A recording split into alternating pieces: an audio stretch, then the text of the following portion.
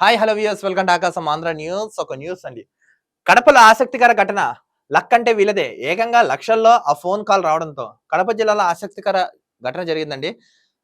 అదృష్టం ఎవరిని ఎప్పుడు ఎలా వరిస్తుందో తెలియదు. అలాంటి ఇన్సిడెంట్ జరిగిందంటే కడపలో. ఎక్కడో చూద్దాం. కర్ణాటకకు చెందిన వ్యక్తి రేణిగుంట రైల్వే స్టేషన్‌కు కుటుంబంతో కలిసి వచ్చారు. అక్కడ రైలు ఎక్కే సమయంలో లగేజ్ మిస్ అయింది. వెంటనే ఆయన అప్రమత్తమై రైలు మద్దతు సాయంతో ఆ లగేజ్‌ని తిరిగి దక్కించుకున్నారు. యాక్చువల్‌గా ఒక వ్యక్తి రైల్వే స్టేషన్‌కి వచ్చాడంట. ఎక్కడ? రేణిగుంట.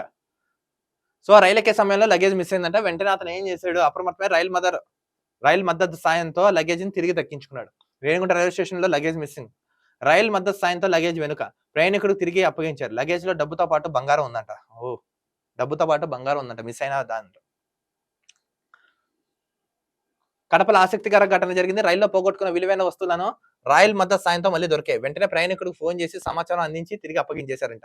అది ఎవరైతే పోగొట్టుకున్నారో వాళ్ళు సమాచారం ఇచ్చి వాళ్ళకి ఏవైతే వస్తువు పోయిందో ఆ వస్తువు తిరిగి ఇచ్చేసారంట. ఈ నెల 18న తేదీన రాత్రి కర్ణాటకలోని హోస్పేటకు చెందిన నీరజ్ కుమార్ కుటుంబం కలిసి రేణిగుంట స్టేషన్‌కు హరిప్రియ ఎక్స్‌ప్రెస్ ఎక్కడానికి వచ్చారు. ఈ నీరజ్ కుమార్ కుటుంబం వాళ్ళు వీళ్ళు బెంగుళూరు అంట. సో, కాజీపేటలో రేణిగుంటలో రైలు ఎక్కడానికి వచ్చారంట.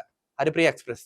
ఈ కుటుంబం ముందుగా వారి 3 బ్యాగ్‌లను ఏ1 బోగీలో ఉంచారు. ప్లాట్‌ఫార్మ్ మీద ఉన్న మిగతా కుటుంబ సభ్యులను ఎక్కించేందుకు నీరజ్ దిగారు. ఈలోపు ఆ రైలు బండి అక్కడి నుంచి కదిలింది. సో, వ ఈ సామాన్లు ట్రైన్‌లో పెట్టే సమయంలో నెక్స్ట్ కొంతమంది ఎక్కాలంట వాళ్ళ కుటుంబ సభ్యులు. ట్రైన్ కదిలిందంట ఈ క్రమంలో. నీరజ్ కుమార్ వెంటనే అప్రమత్తమయ్యారు. రైలు మద్దతు 139కి ఫోన్ చేసి జరిగిందంటే చెప్పి వివరాలనిచ్చారు.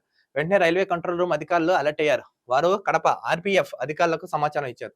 కడప ఆర్‌పీఎఫ్ వాళ్ళకి సమాచారం ఇచ్చారు. ఈ రైలు కడపకు రాగానే ఆర్‌పీఎఫ్ పోలీసులు హరిప్రియ ఎక్స్‌ప్రెస్ రైలులోని ఏ1 కోచ్‌లో ఉన్న బ్యాగులను దించి రైల్వే పోలీస్ స్టేషన్‌లో ఉంచారు. సో, బ్యాగులు దించి రైల్వే పోలీస్ స్టేషన్‌లో ఉంచారు పోలీసులు ఆర్‌పీఎఫ్ వాళ్ళు. వెంటనే ఈ సమాచారం బాధితుడు నీరజ్ కుమార్‌కి ఫోన్ చేసి తెలపగా ఆయన సోమవారం వచ్చి తన సంబంధించిన ఆధారం చూపించడంతో ఆ లగేజ్‌ని తిరిగి అప్పగించారు.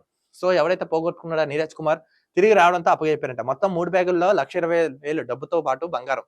1,20,000 డబ్బు, బంగారం, వెండి ఆభరణాలు ఉన్నాయంటండి. ఇతర వస్తువులున్నాయి. తాను రైలు మద్దతు ద్వారా సమాచారం ఇవ్వగానే స్పందించిన కడప ఆర్‌పీఎఫ్ అధికారులకు నీరజ్ కుమార్ ధన్యవాదాలు తెలిపారు.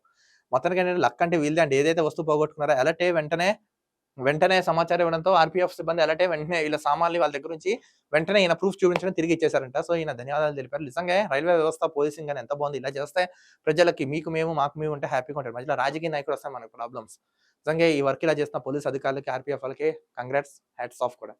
మరో వీడియోతో కలుద్దాం. అంతవరకు చూస్తున్నాను ఆకాశం Andhra news. This is Dilip signing off.